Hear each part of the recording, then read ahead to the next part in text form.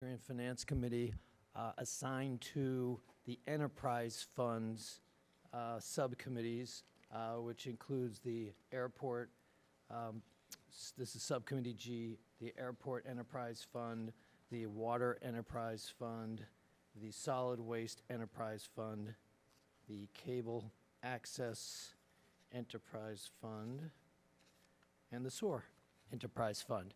So we are going to start in alphabetical order for this one. We're going to bring up Matt Cardillo, so when he's done, he can fly out of here because he has appointments afterwards.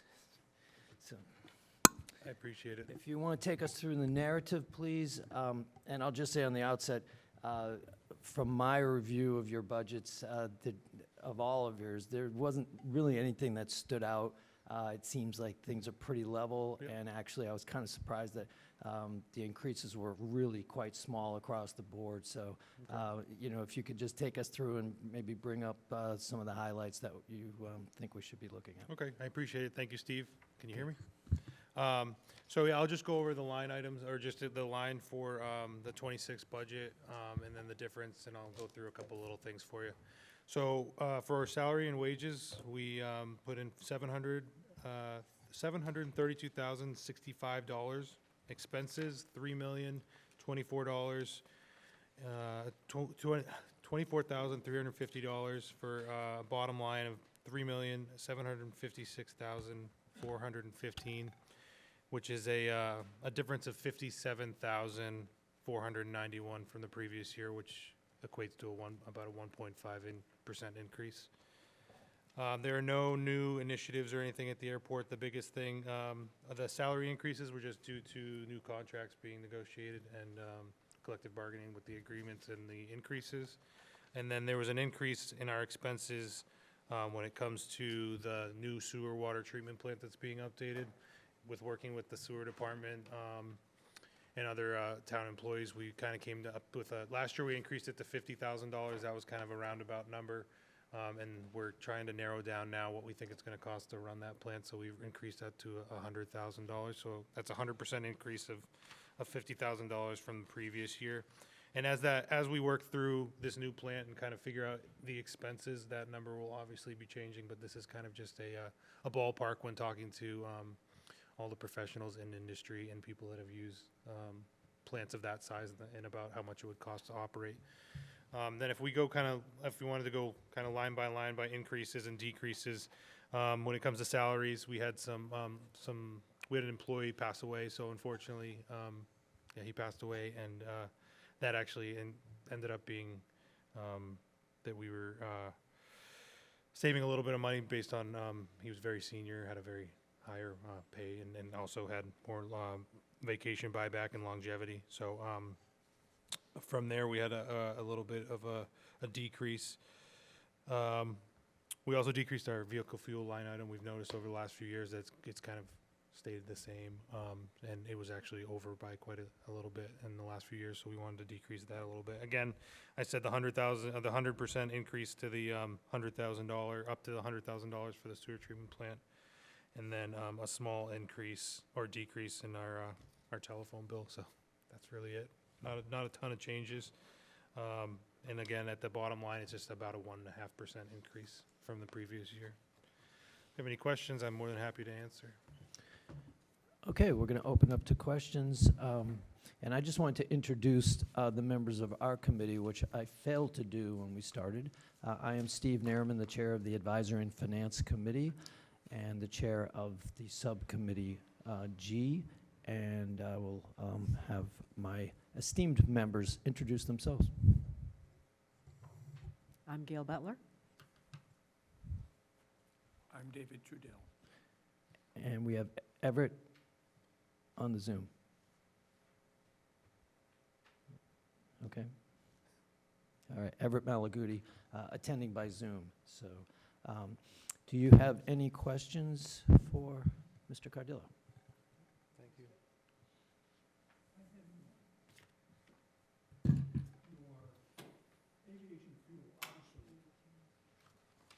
The aviation fuel Yes. You jumped almost 100,000. Are you expecting that much more in business? Or is it just fuel has gone through the roof? Aviation fuel, that's this, it hasn't changed since last year. It's still 2.7 million. Okay, I was looking from 24. No, there was, when you look at the 24 actual, a few years back, that number used to be a lot closer, and then when we had that spike, it was in the summer of 2022. In talking with the town finance department, we increased our line item just to give us a little bit of wiggle room, just in case we did have any more crazy volatile prices. To give you an idea, we usually spend about $30,000 for a load. We spent about $100,000 on one load that entire, that summer. So there was a huge, almost double percent. So we increased that number just to give us a little bit of a buffer as we hopefully work through this volatility. And in talking with Lynn, I think over the next few years, we will start to kind of lower that number to get to more realistic numbers. So Thank you. you're very welcome. Historically, where are we with fuel prices, as far as you can see? I mean, are we Like is it on the lower side now? I mean, it did spike for a while, but... oh yeah, we're back to like pre-COVID kind of numbers. After COVID, it spiked, and then with the two wars that have been going on, essentially over there, it became it got a lot more volatile. All of our fuel comes through the New York Harbor, so anything that's being shipped in, we don't get anything from pipeline or anything, so we're solely dependent on that. So it kind of depends on where the boats go, I guess you'd say. But at the end of the day, right now we're spending about $33,000 to $35,000 a load, which was about the same. And we don't see, during that summer of 2022, we saw like 40 cent increases per load, where now we see maybe 5-10 cents, and it's up and down. So it's definitely back in that safe kind of feeling area right now. So it's more predictable. yeah, it's way more predictable now. So Okay. Any further questions? No? Okay, hearing and seeing none, would like a motion to approve the airport. So moved? Okay, and a second? I second that. Okay, I have a first from Ms. Butler, a second from Mr. Trudell, and any discussion amongst the committee members? Hearing and seeing none, we'll go vote. Ms. Butler, do you vote for or against the budget? Yes. 4. Mr. Trudell? 4. And Mr. Malaguti?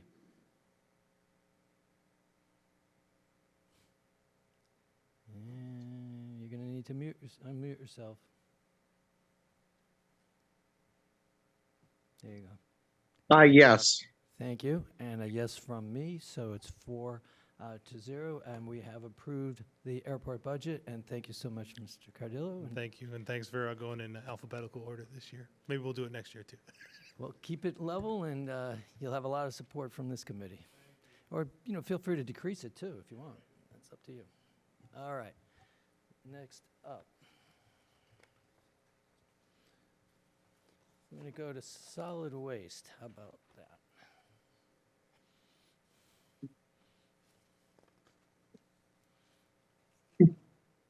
Okay. Oh, I'm sorry. Derek, did you have your hand up? I'm sorry. I didn't realize Mr. Coyle was there. I thought I was next, but that's fine. I can wait.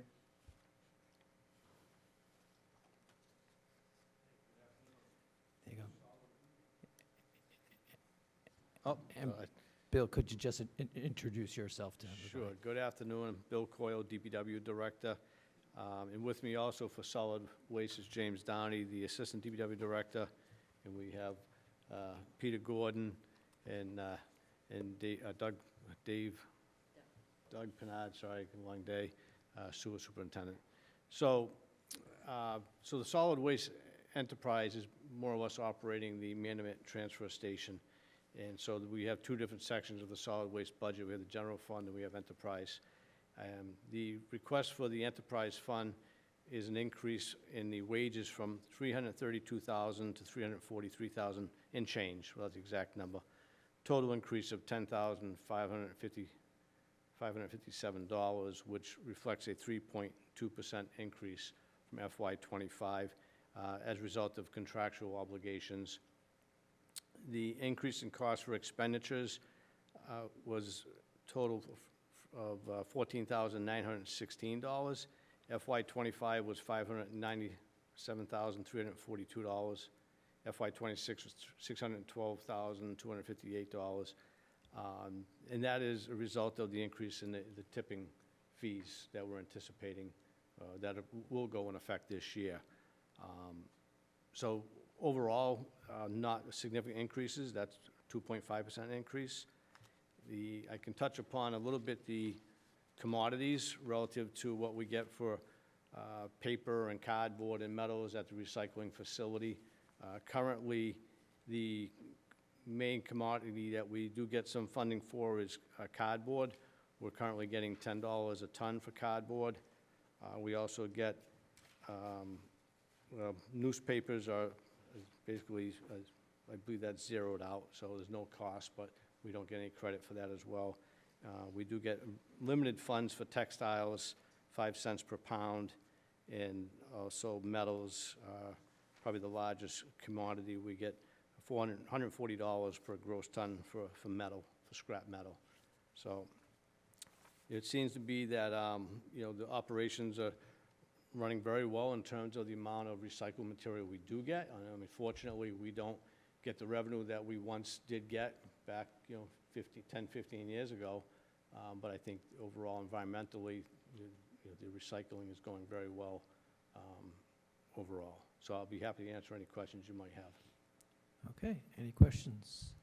I have no questions. Okay, Mr. Malaguti? Yes, I have a few questions. So first, for the actual expenditures for solid waste, what is our cost per tonnage that we bring to CMAS? And is that contract nearly up, or do we have to, or are we still fine for a while? Sure, Everett. Yes, the cost is going up to, I believe it's $105 per ton, and this is our last year for a contract, so we will need to renew the contract in calendar year '26. Thank you. Next is the recyclables. Are those the current standards roughly for other area communities around us for cardboard and steel and all that, or is that just from the single vendor? That's specific to us. The other communities that may use South Shore Recycling Coalition, they contract with other companies because those particular companies will come and pick up their materials. So we get a different value or price for our commodity because we deliver to these facilities. So it is unique to Plymouth. Okay, thank you. And that's all I have at the moment. Okay, thank you. Okay, thank you, Mr. Malaguti. I have a couple of questions myself. For this upcoming budget cycle, what are some of the biggest unknowns in your budget? For this particular budget? I would say some of the unknowns are what the commodities are going to be, if there's any charges going forward, but I think we are seeing that for glass and plastic and whatnot, it's getting a little better than it was in prior years. So I'm hoping that that trend continues. So I don't see that as being a cost to the town. Negotiating the next value for the tipping fee is something that we have to keep an eye on for the following year. So that'll be something that we will have to negotiate. But this upcoming year, I think we'll be okay, but we are going to have to look closely at what that tipping fee is going to be going forward. Okay, excellent. All right, I have no further questions. Yes, Ms. Butler. I saw a note saying that the recyclable plastic containers are not going to be acceptable in the rubbish? Well, there's certain numbers that we accept at the recycling center. So there are certain plastics that you can't recycle or they don't take. So you have to go, I think it's 1 through 7 we accept, but you'd have to go on the website, it'll tell you. But there's some of the plastics that they don't recycle. So those would would go in the trash, but it would identify which ones are actually, they take as recyclables and which ones they don't Okay. take. Thank Some you. of the real lightweight plastics, some of those they won't recycle. Thank you. So there are no changes in those? No, but it's a Specifications. great question, and I would encourage everybody to go online, because there's certain things like pizza boxes. People always wonder, can you recycle pizza boxes? And each year you seem to get a different answer. And as long as it's not, you know, heavily coated with greases, you can recycle them. I personally will tear off the portion that's, you know, a lot of grease on it, and I'll recycle the cardboard. That's good. Some people will tell you can recycle the whole thing. I'm not convinced that that's true, and I don't want to see it end up in the trash. So I tend to separate it. Cardboard milk cartons. There was a time when those were recyclable. Those are no longer recyclable, so those would go in the trash. So things do change on what they will accept and won't accept, so I would just encourage people to go online and look, just to kind of make sure they're staying up on things as well. Shredded paper, that's a big one. A lot of people think shredded paper is recyclable, and they'll put it in a plastic bag and throw it in paper recycling. A lot of these places, the recycling facilities, they do not want the shredded paper. It's like confetti all over, and they really can't recycle that. So unfortunately, that's not recyclable as well. So I would just encourage people to go online. Things do change, but you know, just to stay up on what the current recyclables are that are accepted. Good to know. Okay. All right. Without any further questions for Mr. Coyle, could I entertain a motion? Yes, Sorry, Everett? yes, I do have two more I just thought of, if you wouldn't mind. Sorry, go. The floor is yours. So one question that I've had for a while, and this was also when I used to be on the solid waste working group back in 15 and 16, and with Lynn and the former assistant DPW, Mr. Weber, and also Mr. Brindisi when he was the assistant town manager. We were talking about the hard to manage facility, and I know that the town owns the skills to that, and sort of the company that works out there pays nothing for the use of our property. Has there been talk about getting a lease agreement or something for the use of our property? A great question, and that's something when I first came here, almost a year and a half ago now, the town manager and CFO met with me to say we really need to get a contract in place for that site. This is a difficult to manage site adjacent to the transfer station. So we did go out to bid, and we do have a successful bidder, which is Republic Services. So we did get 2 bids, and we did negotiate with them. I believe they sent the contract back to us signed, but I know it's, we're in the process of finalizing the contract, so we are getting a lease payment from them. So we Okay. haven't in years, so it's a good thing. Thank you. And if it isn't trouble when that is finalized, would you mind, for myself personally, if I could get a copy of that? Sure, absolutely. I do believe, Everett, that I saw that contract within the past 2 days come back from Republic. The town has signed it, and we're just waiting for their final review. So I'll send you Okay, a thank copy you. once we have that. Thank you. The only other quick question I have is, are there any new initiatives this year for the solid waste division? Well, one of the things I failed to mention, which I was going to after you'd asked, the one main thing that we are looking at that we talked about last year was a Take Something, Leave Something program. And this is something we are still looking to establish. We're hoping for this spring to get that going. So that's probably the biggest initiative that we're hoping to start. And that'll take materials out of the solid waste stream and hopefully decrease some of our tipping costs as well. Okay, thank you so much. Thank you. Okay. I think we've asked all the questions that we're going to ask.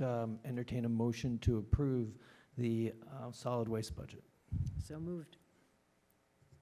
Do I have a second? Second. All right. Any discussion?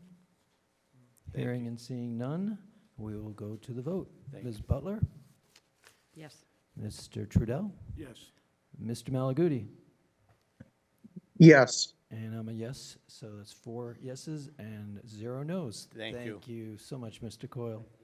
Appreciate. Okay, we're going to go to cable access with Mr. Brindisi, and we have to be very nice to them or they'll cut off our meeting and we won't be able to go any further. So let's be nice, guys. Well, we're paying them, Mr. Chairman, so they're not going to cut us off unless we stop paying them.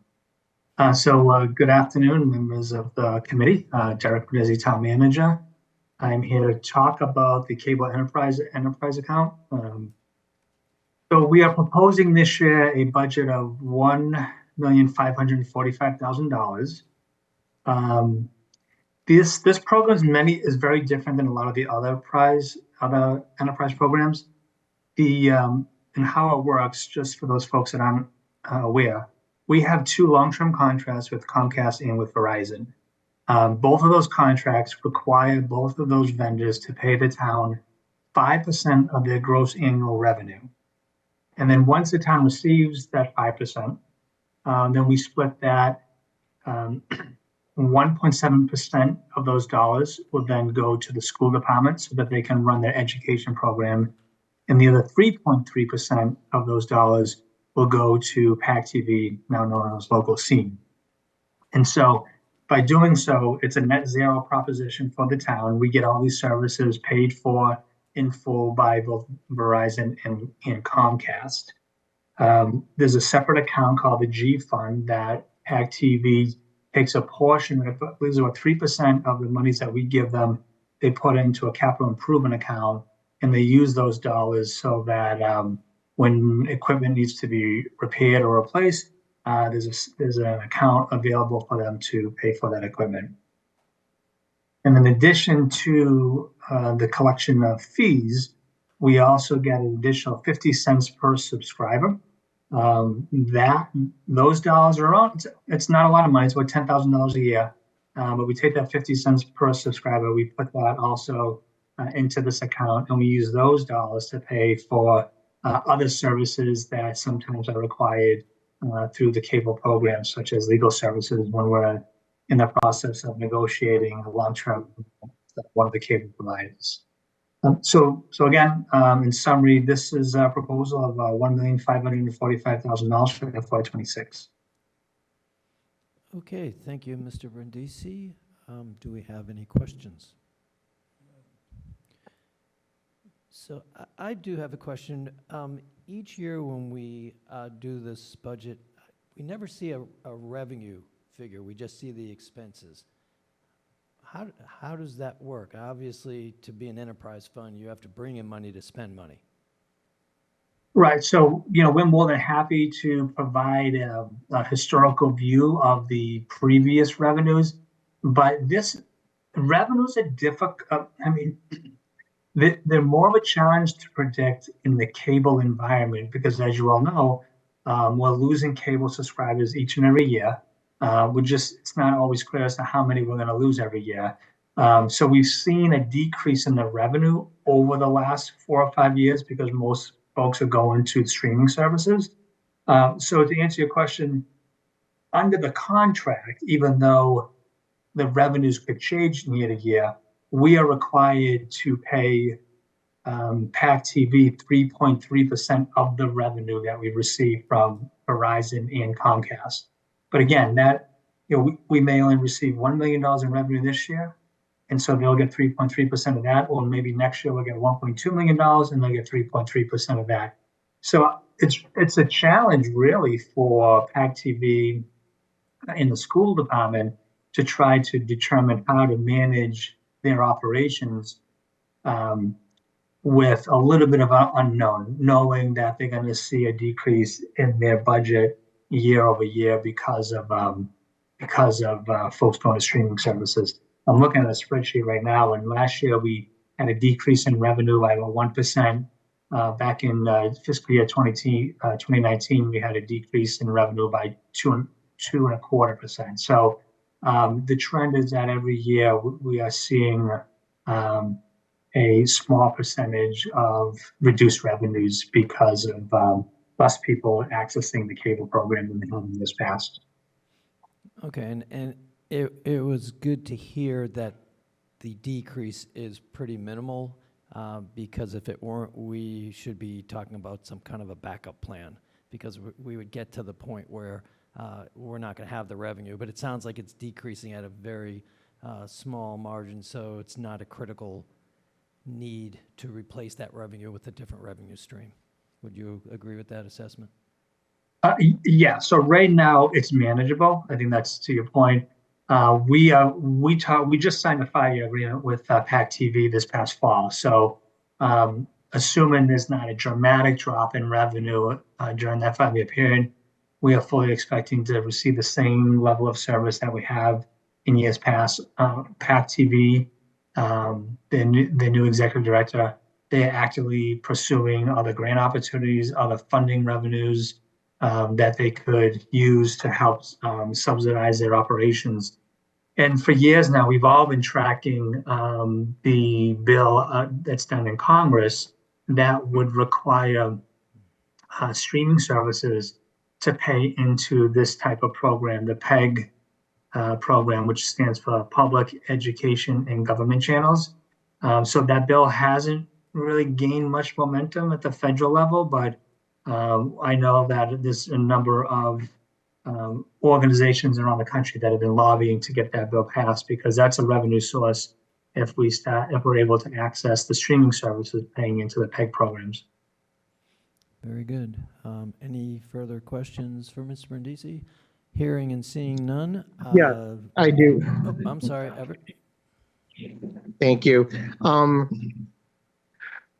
Mr. Mendisi, so the funds for the cable enterprise, that is the 5% on the total sales of the actual subscribers. So if someone had a $60 bill, it would be lower than if someone had a $200 bill per month for their cable, correct? And that's basically how the fund works. And if people went with lower packages, it would decrease the amount that would go into that fund.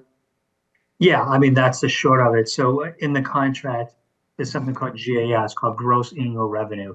The two cable providers, Comcast and Verizon, are required to pay the town 5% of their gross annual revenue. So to your point, Mr. Malaguti, if subscribers are taking the cheaper package, because maybe they're shifting into more streaming, then yeah, that's going to decrease the overall gross revenue of each one of these providers, which in turn would reduce how much we receive from them. Thank you. And I know there's been talk, not just recently, but when I used to be on the cable committee during the Comcast contract, sorry, that we were talking about the same things about streaming services and all that. And I know that it's hard to get it quickly through the federal level, but has there been anything on the state level yet that has passed through our state chambers?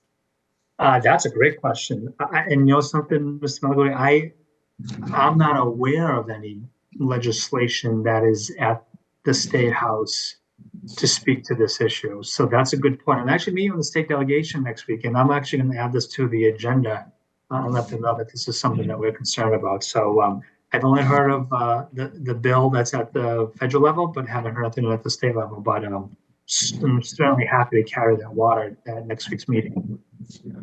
Okay, thank you. And because I know this has been talked about for a while, and there will come a day where, unfortunately, this will be altered, and hopefully we can get every service on a level playing field, because even though that streaming at times is essentially cheaper depending on how you use it, that I think everyone should pay into their fair share for the same programmatic information. Agreed. Thank you. Okay, thank you, Everett. With no further questions for Mr. Brindisi, I will entertain a motion to approve the cable access budget. So moved. And a second? Second. We have a first and a second. Any discussion amongst the committee members? Hearing and seeing none, we will vote on the cable access Enterprise Fund, Ms. Butler, Yes. Mr. Trudell, Yes. Mr. Malaguti, Yes. and I will give it a 4 yes.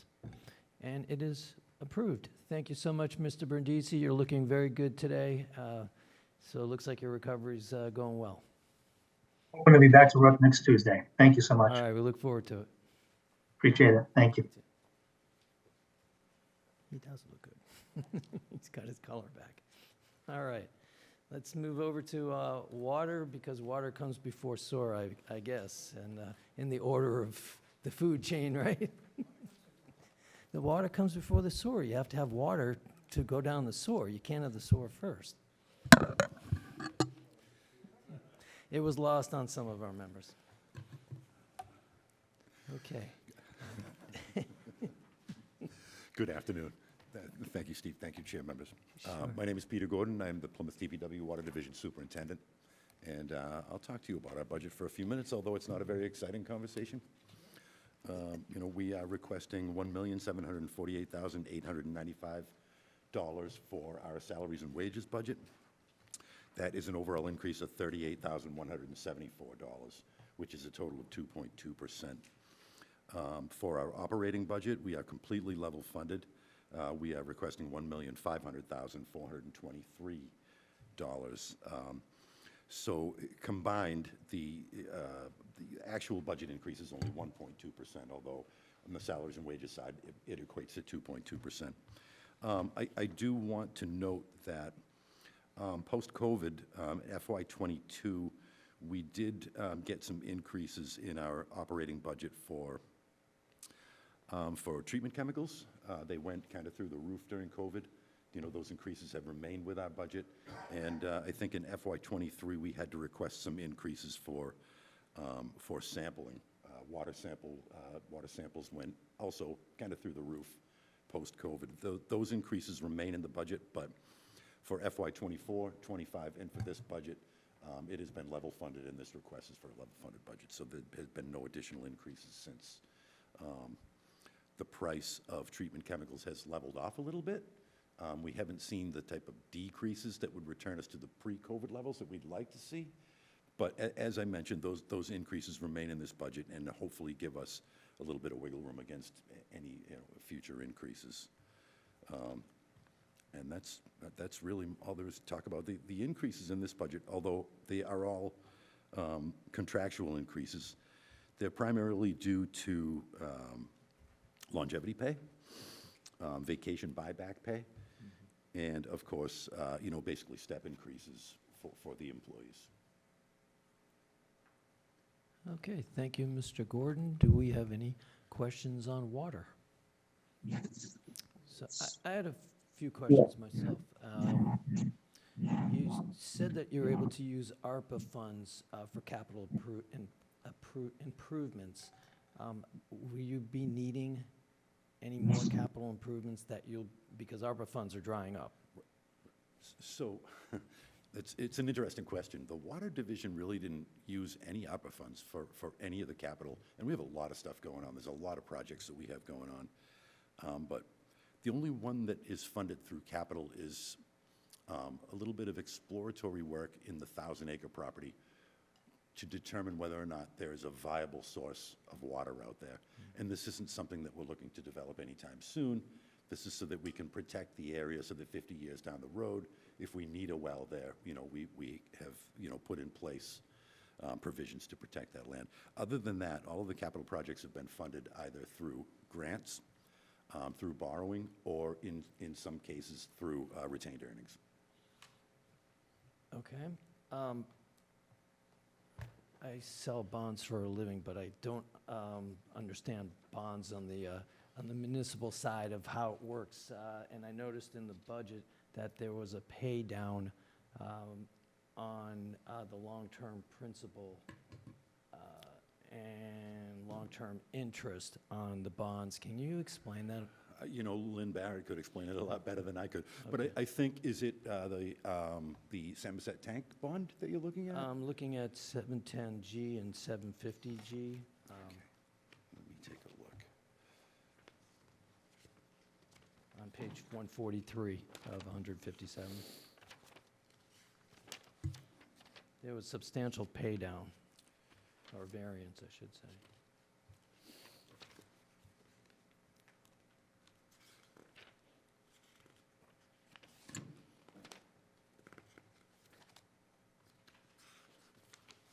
Which if there's like $608,000 less in long-term interest, that is a significant change.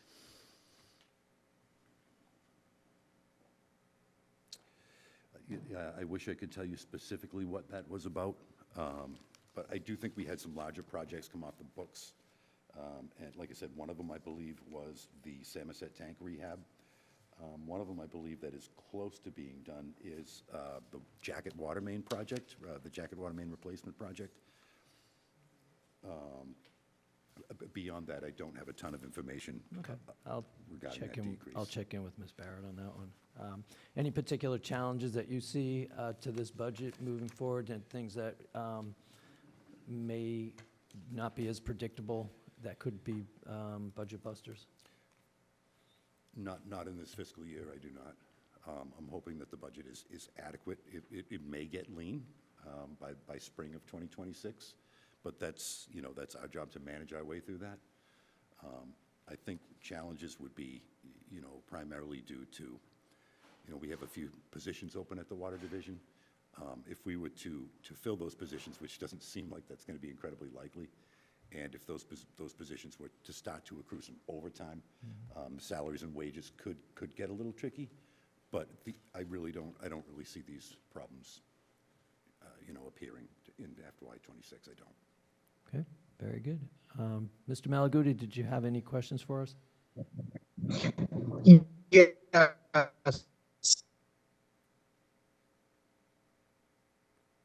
Can you try that again? Mr. Malaguti? I think he's having technical issues. Okay. Without further questions at this point, I'll entertain a No. motion. Oh, I'm sorry, Mr. Malaguti, you're kind of breaking up For on that us. question. Are you with us? Yes, I'm here. Okay, did you have a further question for us? Yes, the water balance program that was enacted last year, did that get any count into this budget for this year, or have we not gotten anything into it as of this moment?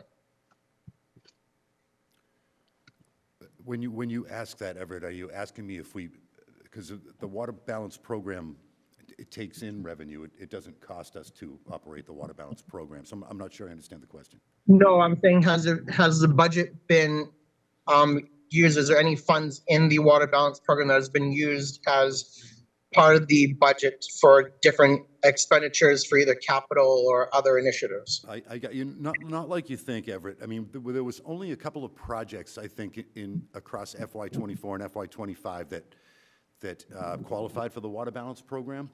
When funds from the water balance program come in, they are accredited to an account called Water Services, and at the end of each fiscal year, Water Services goes into our retained earnings. And the amount that we took in was not significant enough to fund any large projects or buy any large pieces of equipment. So it does go into retained earnings, and we can't see it there. I don't have an exact number for what that is, but no, it hasn't really impacted the budget at this point. Okay, but it has been in use so far, so it's not just sitting idle at the moment. There are projects going into it. Correct. Okay, and the only other question that I have is this past year as well too, we also, the select board enacted the different rates based upon the water conservation efforts for the summer. Have we seen any decrease in use / increase in revenue based upon those rates? It's a good question, Everett. So this was the first year of those rate increases, and I don't know if you remember the exact details of the rate study, but the gentleman, Toby Federer from Raftellus, who helped us with that rate study, he projected that we would see about a $200,000 increase the first season based on that seasonal rate. It looks like we took in about twice as much. It seems like we took in about an extra $400,000, which says to me, people didn't stop using their water, they used it and paid for it. That we may see a difference next year when they realize that their bills went up a little bit this summer. We might see more of a conservation-based approach to water usage next season, but this season, what we saw was a revenue increase, not a decrease in consumption. Okay, and then one last question. Has there been any other new initiatives the department has looked at or requested for scope this year? There's no new initiatives in this budget. I can't tell you that we haven't had discussions about certain positions, none of which I could really repeat right now, but in this year's budget, there are no new initiatives and none on the horizon. Okay, thank you. Thank you.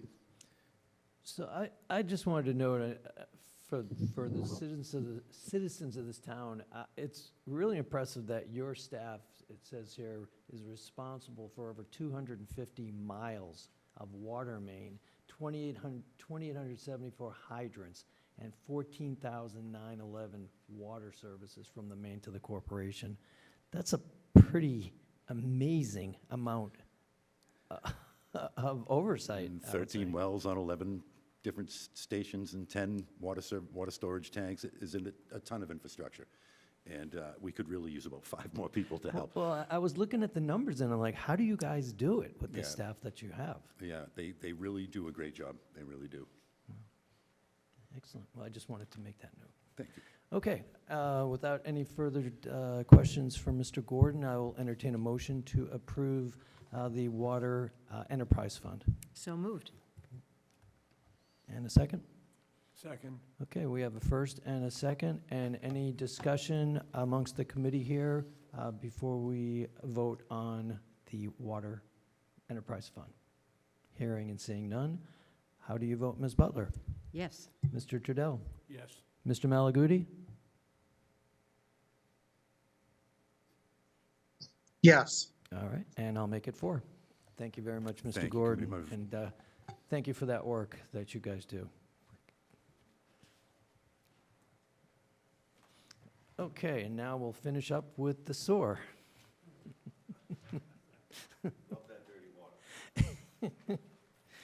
And I won't go there. Hello, everyone. Good afternoon. My name's Doug Penard. I'm the wastewater manager.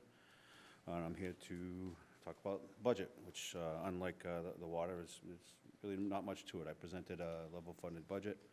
It's an overall about a 1% increase, and that's due to salary and wages, contracts, things like that.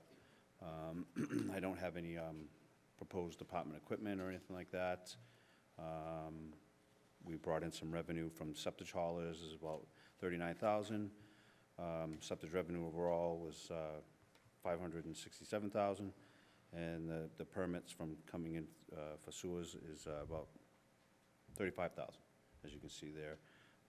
Again, a little bit like to follow up with Pete, some of the things that I look at is the chemical usage, and also for me is sludge hauling, the trucking and the actual disposal. So I'm very cautious with my budget and keep a strong eye on it. I just got a notice from 2 chemicals that we used at the main treatment plant. It's a small increase, and we should be able to manage that. As part of my job is to watch that and oversee the budget. But these are some of the things that I don't have control over when they tell us a chemical is going up, or the trucking for the hauling is going up. They usually give us, at least a 6-month notice that it's going to be going up, but I try to project and understand what that trend might be, so I can try to control that in the budget. But other than that, like I said, it's a level budget besides contracts and wages, and that's about it. Okay, thank you so much. Any questions? Yes.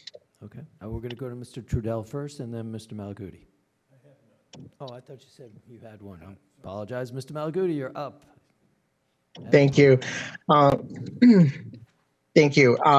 For one of the questions, I know that we used to have the contract that did our sewer treatment plant, and then we had all that trouble with the pipe burst and everything. And then we decided to look at the scope for doing everything in-house instead of going back to contract.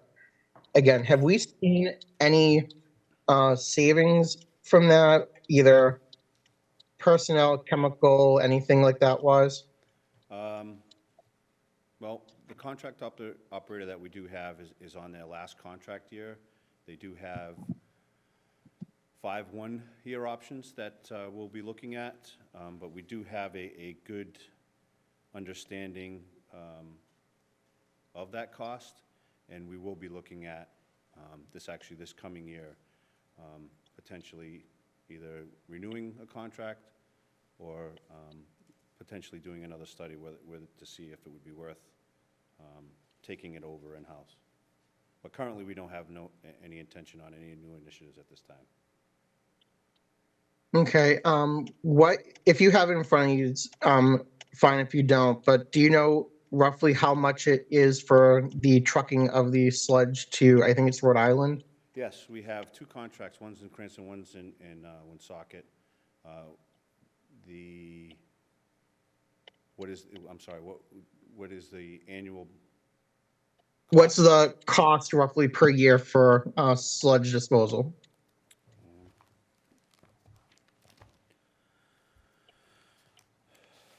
Let me see if